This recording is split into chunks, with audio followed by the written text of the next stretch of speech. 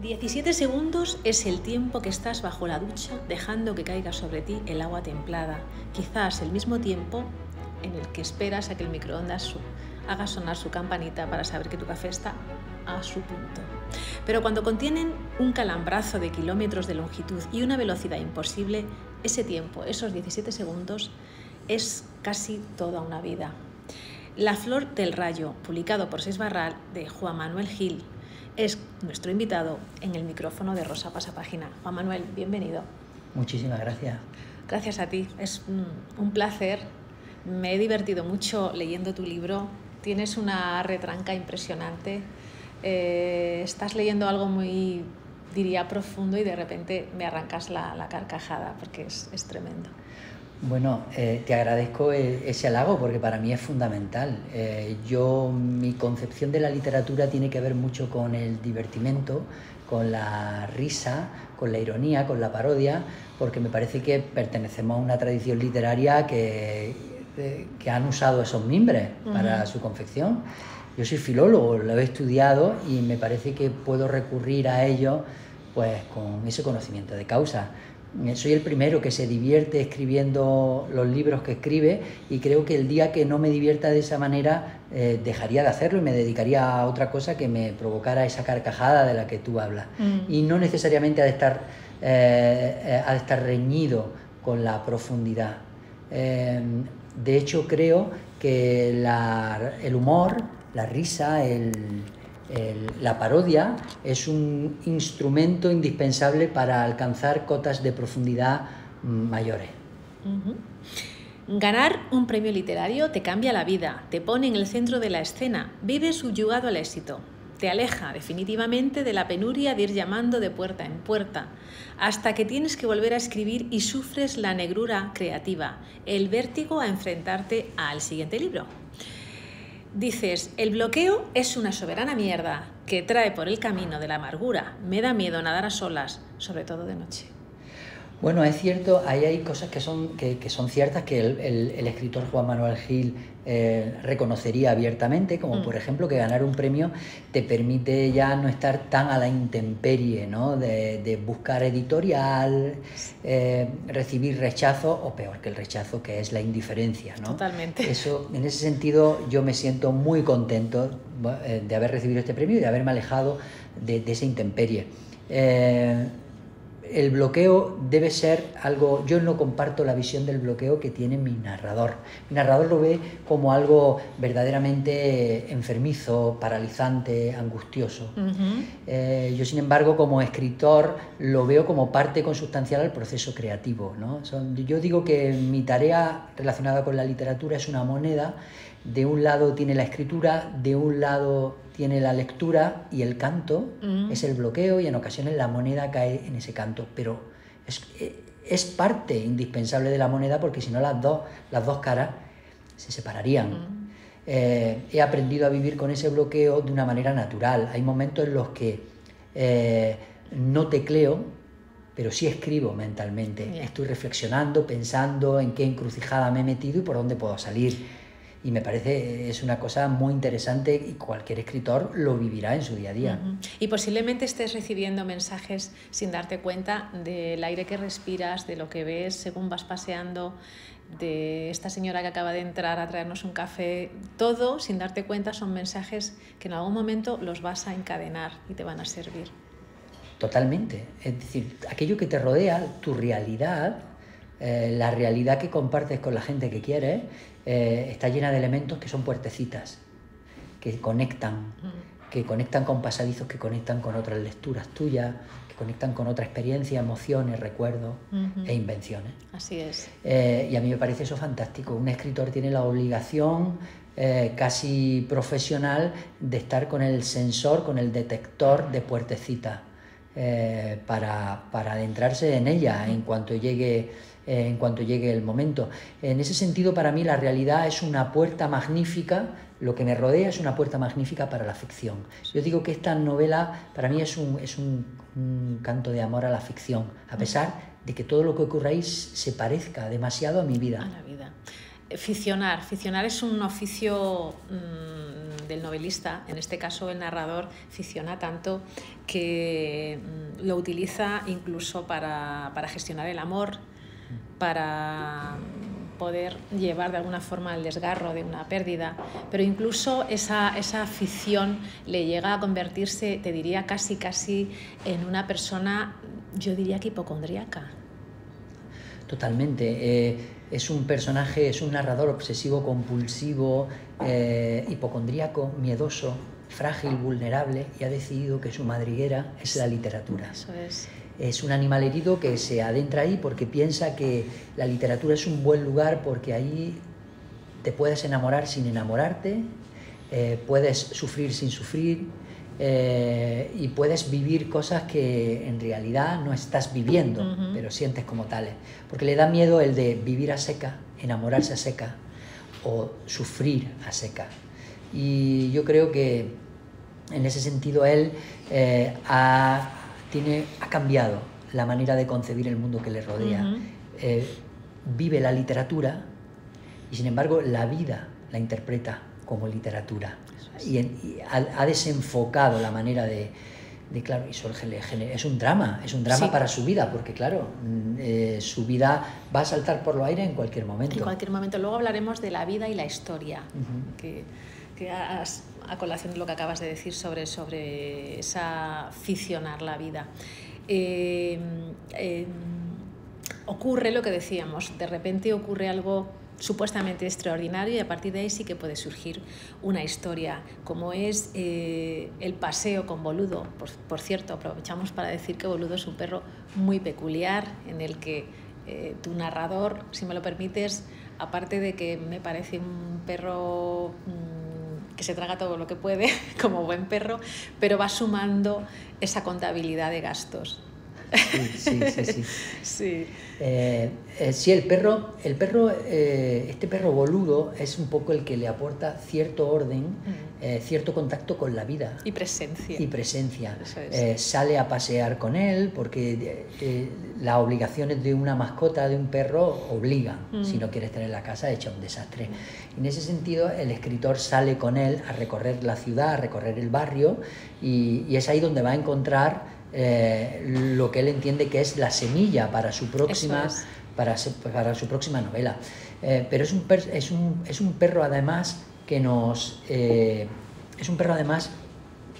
lleva a una mirada distinta, una mirada. Quizá el narrador es el único que mira sin llegar a entenderlo,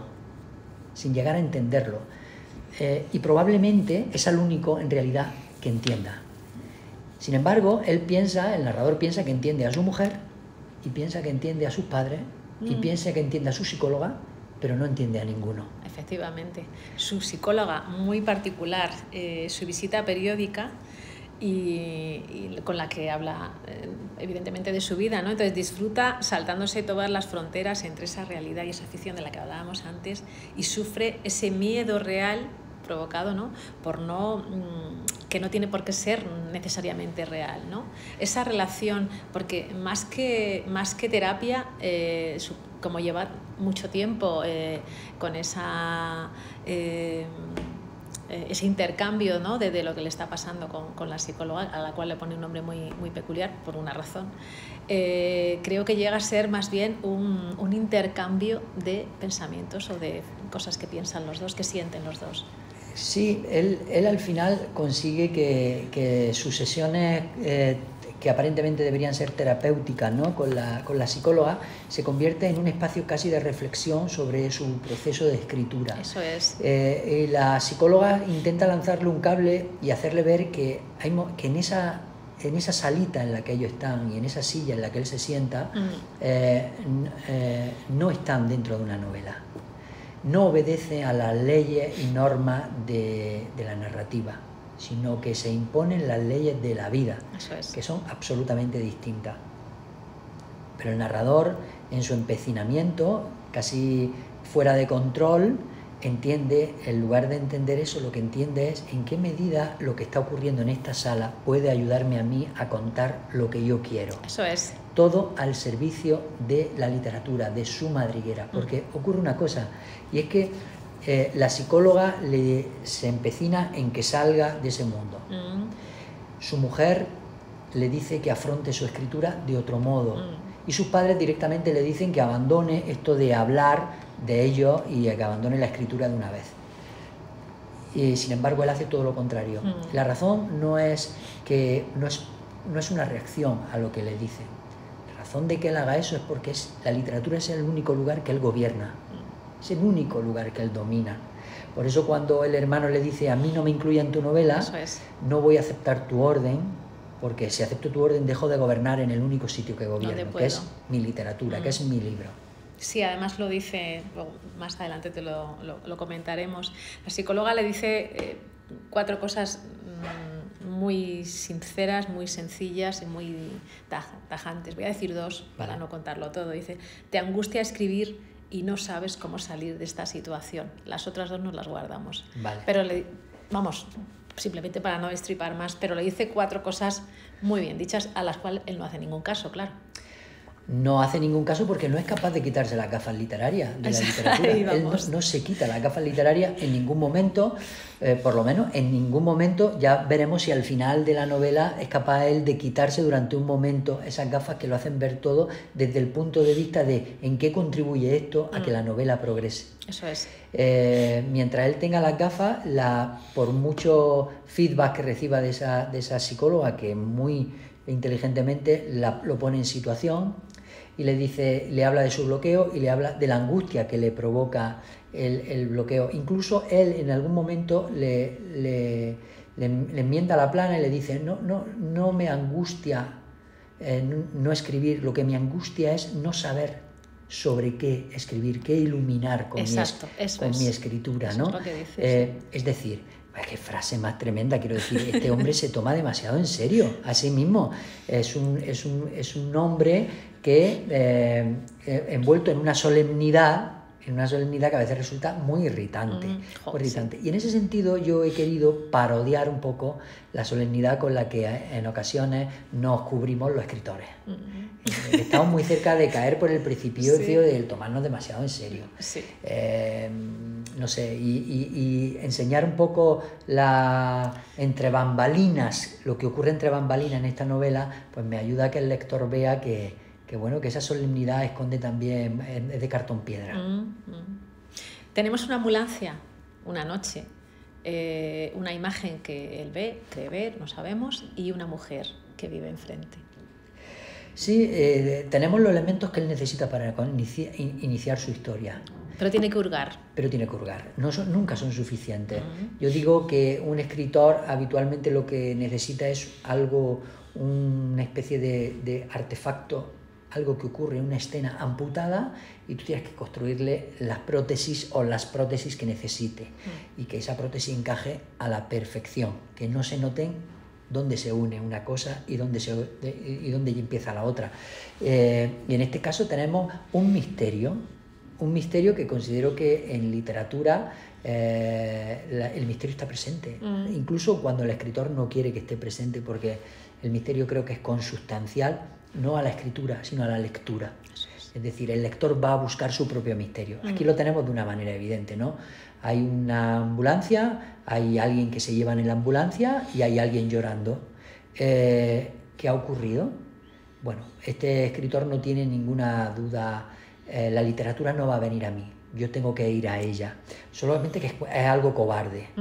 Y porque la cobardía se le une a la hipocondría, a la inseguridad y al miedo, lo tiene todo, y manda a la mujer. Y le dice, oye, acércate tú a preguntar a ver si conseguimos entrar en esa casa. A partir de entonces, bueno, ya empieza el estrafalario método de inspiración que utiliza este hombre. Sí, bastante estrafalario.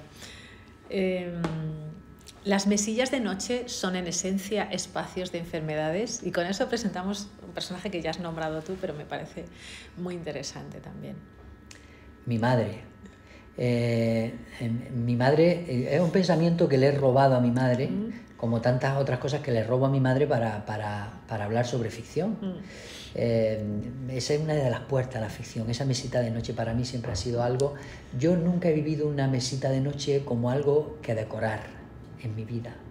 Incluso fui adulto y me emancipé de casa y tal, y nunca se me ocurrió poner una lamparita bonita o incluso un candil que tuviese ni siquiera libros, ponía, y eso que era lector. Para mí la mesita de noche siempre ha sido un espacio heredado de mi madre, un espacio de enfermedad, sí. Un espacio donde se pone la medicina que te estás tomando, las gafas, en el caso de que tenga alguna prótesis dental en el vasito de agua ahí puesta, y que le parecía absolutamente una solemnidad darle una función decorativa a algo que para ella tiene una función utilitaria total. Totalmente, muy curioso.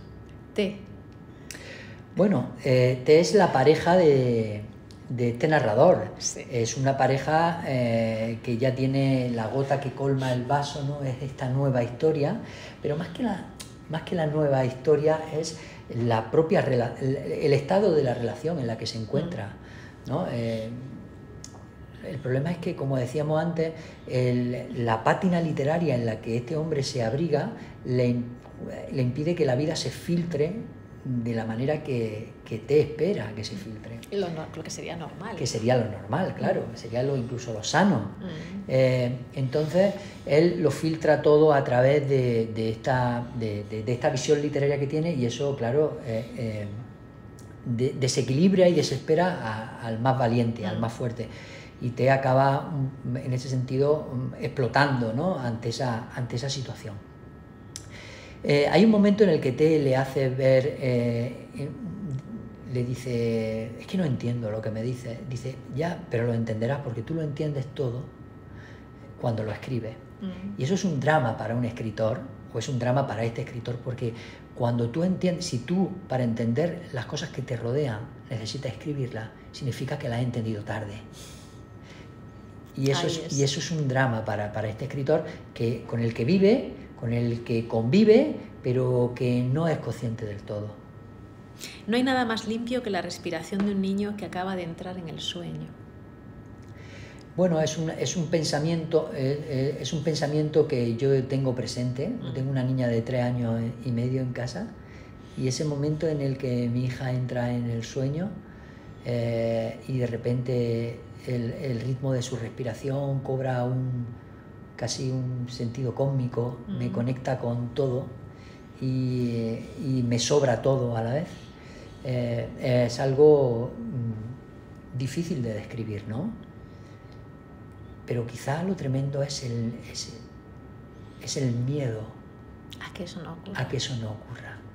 Y ese miedo es un miedo indecible, para el que no encontramos palabra, y en ocasiones para el que no existe ni siquiera la palabra. No existe definición para eso. Porque no queremos nombrar lo que no queremos sentir de ninguna manera. Bueno, ese miedo está en mi novela. Creo que quizá una de las cargas de profundidad de la novela, quizá tratarlo también con cierto tono de humor en algunos momentos, me permite acercarme con más crudeza a ese miedo. Porque este escritor sabe mucho de miedo. Este escritor sabe mucho de miedo y por lo tanto va a acercarse a ese miedo con toda la curiosidad del mundo. Porque este escritor no tiene hijo y necesita saber qué se siente. Los jardines no se miran, se escuchan. Además, es que me ha encantado esa parte. Eso tiene que ver un poco con mi labor de escritor de investigación. Cuando me propuse escribir esta novela y vi que había un jardín poderoso, dije, tengo que saber algo sobre jardines. Mi labor de investigación duró aproximadamente 2 días. Porque me di cuenta de que no era una novela sobre jardinería, que no necesitaba demasiado. Pero me acerqué a un libro en el que había determinada referencia o tratamiento del jardín desde un punto de vista literario muy interesante. Y esa me encantó. Y el narrador, se lo presté al narrador de esta novela y se lo dice a la mujer. He leído que en los jardines no se ven, los jardines se escuchan. Y ella, obviamente, y lo comparto también, el verbo escuchar tiene que ver mucho con el amor. Sí, te escucha quien de alguna manera te ama. El que no te escucha no te va a amar nunca. Si alguien no te escucha, y el jardín en ese sentido habla de amor, habla de atención, habla de mimo, habla de cuidado y habla de eso, de oído, de escuchar la respiración del jardín. Nosotros en el jardín, la vida y la historia. Esa parte en la que por fin él consigue un acercamiento a esta mujer y comparten muchas cosas. Y de repente, cuando empieza esa parte, ¿no? Esas charlas en el jardín, ¿no? Ese nosotros en el jardín, colisiona la literatura de él con la vida de ella. Ella no tiene ese abrigo literario, por lo tanto en lo que cuenta no importa el cómo, importa el qué. Y se enfrenta a alguien al que le importa mucho el cómo, quizá incluso a veces más que el qué. Sí.